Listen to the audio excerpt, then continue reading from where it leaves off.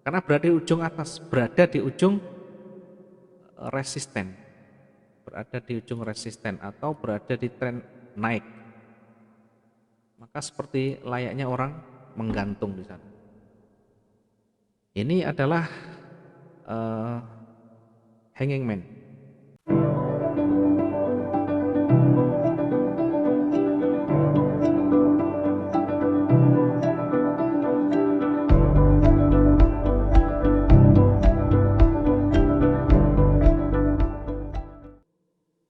Ya, kemudian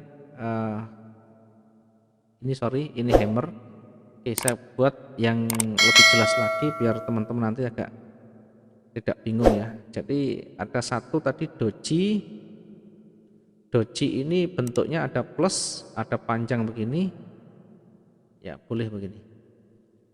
Artinya pokoknya titik buka, titik tutup sama atau hampir sama. Yang kedua adalah hammer. Ini hammer, ini kotak begini. Nah, kemudian ada tangkainya panjang. Jadi seperti palu, ada pegangannya, ini palunya. Kemudian ada hanging man.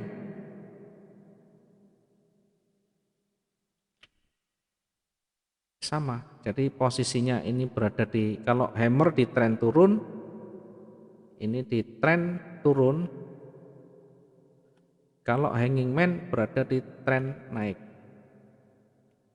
Sekali lagi istilah tidak harus dihafalkan, yang penting tahu konsepnya.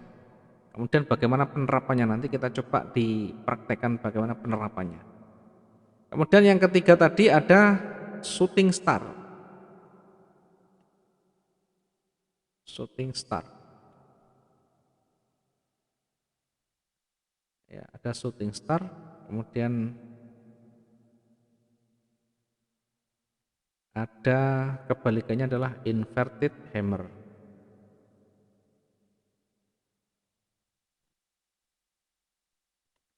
Ada shooting star, ada inverted hammer di sana. Ya, posisinya yang membedakan adalah posisinya sama-sama begini. Kalau shooting star berada di ujung tren naik, ya, tren up, ini tren down. Ini tren turun, ini tren naik, ini tren turun. Biar kita tidak bingung, kita coba langsung lihat di chartnya ya, biar nanti tidak bingung. Oke, saya bersihkan dulu. Saya coba untuk mempraktekkan dulu, melihat bagaimana posisi yang pertama doji dulu. Ya, doji itu harga pembukaan, penutupan sama atau hampir sama. Pertama kita lihat doji dulu. Nah, ini adalah doji. Oke. Doji yang paling valid adalah doji yang berada di ujung tren atau berada di area support atau resisten. Jadi doji tidak harus panjang ekornya, yang ini termasuk salah satunya adalah doji. Ya, doji titik harga pembukaan, penutupan sama atau hampir sama. Ketika naik ini ada resisten di sana. Ya, bahkan sebelum ini ada resisten di bawahnya.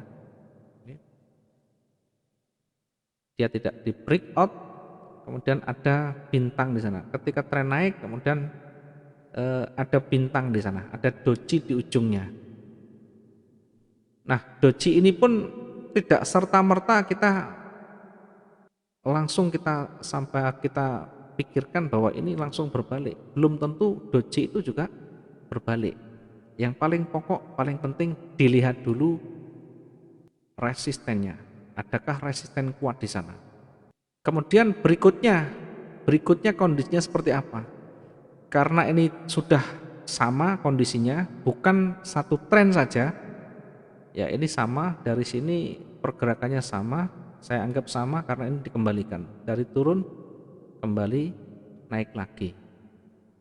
Maka ini bisa menjadi petunjuk akan segera turun. akan segera berbalik ya, dari tren naik menjadi turun. Berbalik itu bukan berarti langsung balik panjang begini ya, belum tentu, tidak selalu begitu. Yang paling pokok dan paling harus kita pahami, ada peluang berbalik di sana, kemudian kita analisa di sana, kemudian memenuhi syarat yang kita tentukan, maka ketika entry ada peluang untuk kita taking profit di sana. Contoh ini ada hammer, kemudian bagi saya kalau hammernya kurang meyakinkan, artinya karena ini benar-benar kekuatannya sama, maka saya cenderung menunggu satu konfirmasi lagi. Menunggu satu konfirmasi lagi sesudah ada konfirmasi merah, karena ini bisa berbahaya sekali. Meskipun doji ini berada di ujung tren naik. Kalau saya sendiri menunggu sampai selesainya candle konfirmasi. Dan candle konfirmasi ini harus berwarna merah karena fokus kita adalah pembalikan atau reversal dari naik menjadi turun, karena doji ini adalah sinyal pembalikan arah dari naik menjadi turun. Artinya secara logika membacanya begini. Secara logika setelah naik kuat sekali, ini perhatikan yang warna hijau ini kuat sekali buyer, tidak ada penolakan seller yang berarti.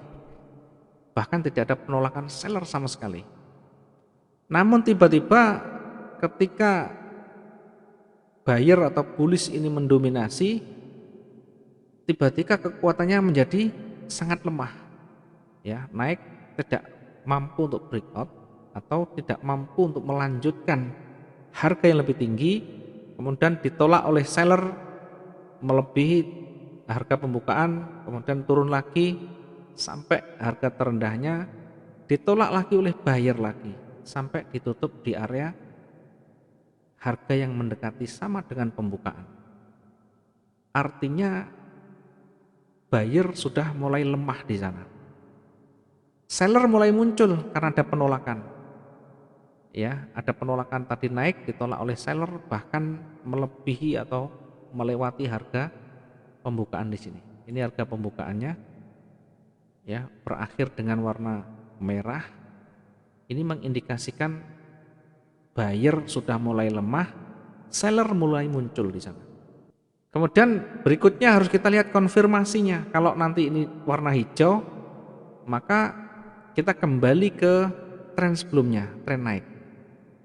Tetapi ketika ini dibentuk dengan candle sempurna berwarna merah dengan tanpa penolakan, ya, di bawah ini tidak ada penolakan yang berarti. Yang pertama tadi tidak sempat naik juga, artinya tidak ada kekuatan buyer yang mendominasi di sana.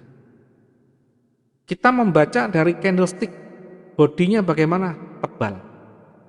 Panjang sumbunya bagaimana? Pendek, tidak ada yang mendominasi. Rasio antara body dengan ekor bagaimana? Panjangan bodinya. Maka bisa dipastikan ada peluang selanjutnya, nanti ada peluang turun ya, walaupun tidak harus di candle selanjutnya, tetapi ada peluang di sana ya, meskipun tidak banyak karena memang masih kecil.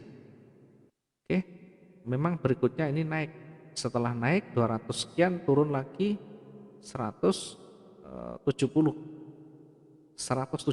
kelihatan kecil, tapi kalau kita target hanya 100 pip masih dapat ya, rata-rata kemarin spreadnya sekitar 60-65. Kemudian selanjutnya masih turun lagi. Kalau tadi kita entry sell di sini, satu candle dapat 100, sekitar 160-an lah. Kemudian berikutnya 500 sekian. Hanya candle kecil saja 500 pip. Kembali lagi nanti ke target masing-masing tadi. Kalau target terlalu tinggi maka akan lebih lama kita mendapatkannya. Karena itu yang seperti saya sampaikan, belajarlah untuk kita jadi seorang sniper. Tidak selalu banyak menembak, sekali menembak 1-2 kali kena dapat target. Yang pertama hemat tenaga. Yang kedua hemat peluru atau hemat eh, ketahanan kita. Ini cara membacanya candlestick. Dihubungkan dengan tadi dihubungkan dengan pola candle tadi. Yang selanjutnya, pola selanjutnya adalah pola candle selanjutnya adalah hammer. Nah, sekarang kita lihat hammer. Hammer ini seperti palu, dia berada yang paling valid itu berada di ujung support atau resisten. Kalau hammer berarti di ujung support. Oke, kita coba lihat hammer kemudian hanging man. Ada hammer, ada hanging man. Sama-sama seperti palu, pegangannya di bawah. Yang hammer berada di support, yang hanging man berada di resisten. Kita coba buktikan, kita coba lihat ya, namanya hammer dan shooting star.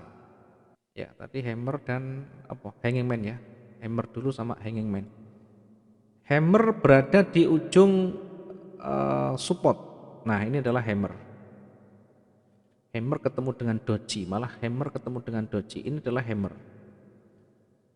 Hammer yang paling valid atau doji yang paling valid berada di posisi ujung tren atau posisi support resisten.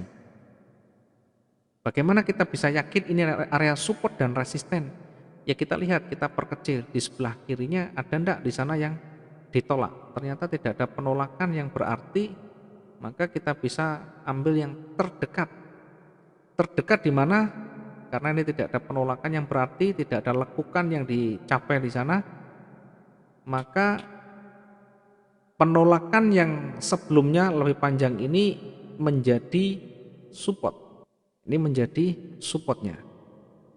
Ya, sehingga nanti kedepannya yang kita jadikan sebagai titik acuan pergerakan turunnya, yang menjadi dinding pembatas, yang menjadi benturan turunnya adalah support ini yang terbentuk di rejeksi yang terakhir dari running, dari terdekat di runningnya. Kenapa kita ngambil di sini? Karena ada rejeksi, ada penolakan di sana. Penolakan di sini mengartikan ya berarti sudah ada muncul kekuatan buyer di sana. Ya, sudah ada buyer di sana. Ini kekuatan penolakan ini ada buyer. Belum wujud tapi ada buyer. Wujudnya apa? Wujudnya penolakan. Jadi ekor begini. Kita baca yang panjang ini, ekornya bodinya panjang, ekornya kecil, sumbunya kecil. Rasio perbandingan antara bodi dengan ekor panjang mana? Panjang bodinya. Artinya masih berpeluang untuk lanjut turun. Tetapi jangan lupa ada penolakan di sana. Perlu dicatat ketika sudah mulai ada penolakan. Sudah panjang, berkali-kali panjang, sudah mulai ada penolakan, maka perlu dicatat hati-hati di area di situ berpeluang akan terjadinya reversal. Namun demikian tidak bisa serta-merta begini berbalik, tidak bisa karena ini belum kuat, baru petunjuk awal. Berikutnya kita lihat sesudahnya terbentuk atau sebelumnya turun lagi, mencoba menembus pertahanan support lagi. Ya, ini tadi supportnya. Kenapa supportnya berubah-ubah? Sekali lagi yang kita lakukan untuk analisis ini menentukan support, resisten, ya, dan sebagainya. Ini semata-mata untuk kepentingan kita, bukan kita menjadi seorang ya pengamat, bukan kita untuk kebutuhan perusahaan, tapi untuk kepentingan kita, untuk kepentingan analisis kita membaca peluang nantinya. Ketika kita sudah menentukan titik support, artinya di area di sini saya harus hati-hati.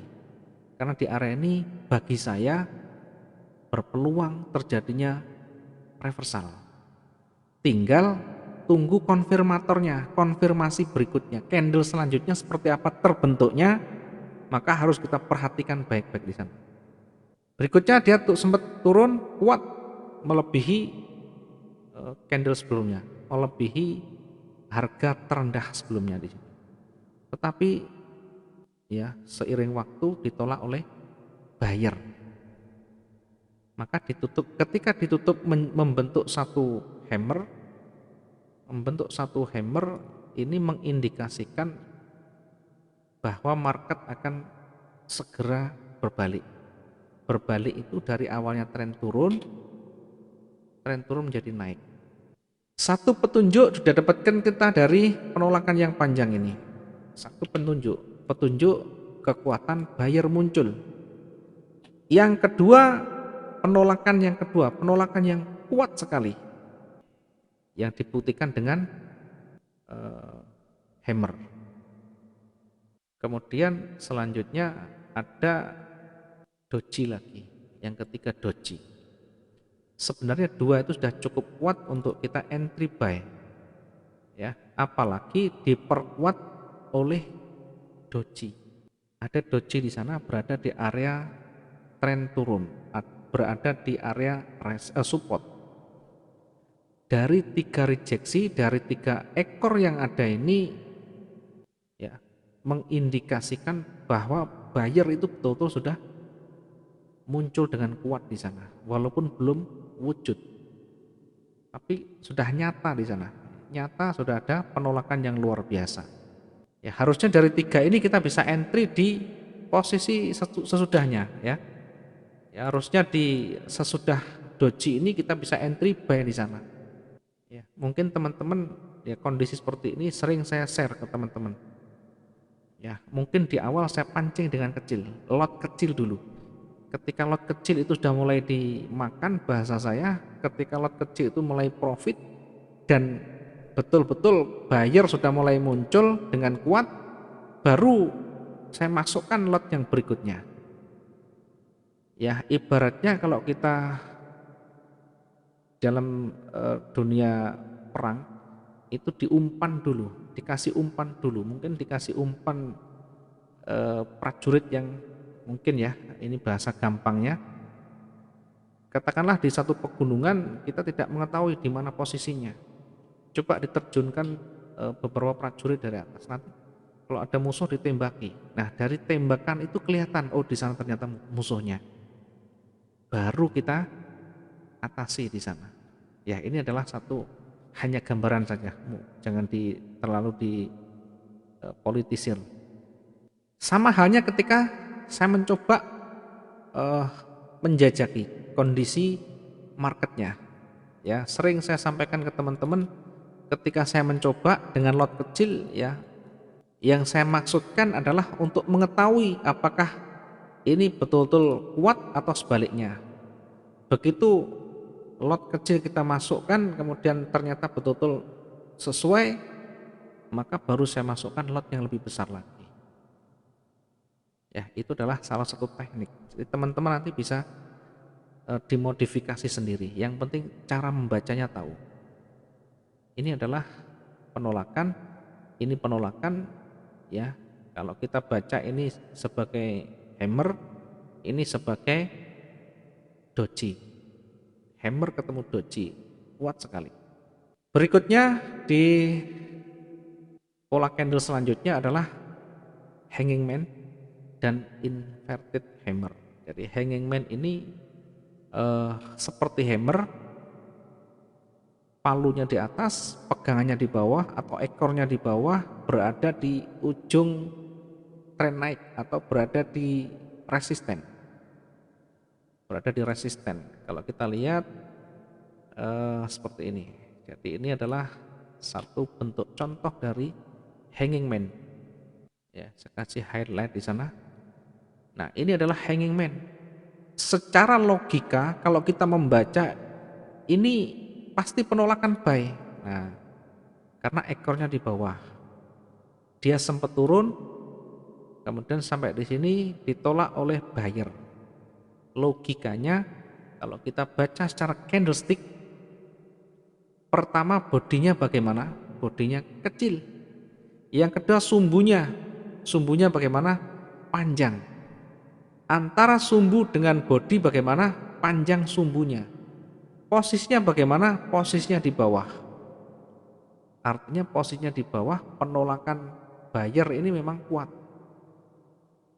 Ya, tetapi jangan lupa ini berada di tren naik. Ini berada di tren naik. Ya. Diingat sebelumnya ini bullish yang menguasai atau buyer yang mendominasi di sana. Perhatikan ketika naik ya sampai di ujung ini yang hijau ini ditutup dalam posisi yang tebal. Volume ini menunjukkan transaksi yang deal di sana atau yang volume perdagangan yang terbentuk di sana. Penuh di sana. Jadi ada kekuatan penuh oleh buyer. Tidak ada penolakan sama sekali. Ya. Kalau kita lihat sumbunya kecil di atas, di bawah pun di atas bawah kecil. Artinya secara logika ini adalah penerusan naik. Tetapi tiba-tiba dia hanya naik kecil sekali, kemudian ditolak oleh seller. Kemudian sellernya kuat. Ini jangan lupa sebelumnya, ini panjang, merahnya panjang. Ya, merah panjang sampai di sini, artinya kekuatan seller besar di sana. Memang pada akhirnya ditolak oleh buyer. Memang pada akhirnya ditolak oleh buyer. Tetapi tetap saja pernah di awal pernah mencetak harga sampai di ujung bawah ini. Kemudian ditutup dengan seller yang mendominasi. Ini apa artinya? Jadi mulai kuat buyer, tiba-tiba ada kekuatan dorongan, ada seller yang muncul di sana dengan kuat di sana. Nah, maka ini perlu diwaspadai. Kondisi seperti ini mengindikasikan akan segera berbaliknya tren. Ya karena tiba-tiba tidak ada petunjuk, ekornya pun tidak ada. Ketika naik tiba-tiba turun dan membentuk satu hanging man. Hanging man itu bahasanya seperti orang menggantung. Jadi kepalanya di atas, ini dianggap bodinya, dianggap badannya di bawah. Seperti orang menggantung. Karena berada di ujung atas, berada di ujung resisten. Berada di ujung resisten atau berada di tren naik. Maka seperti layaknya orang menggantung di sana. Ini adalah hanging man. Kemudian yang berikutnya tadi ada inverted hammer.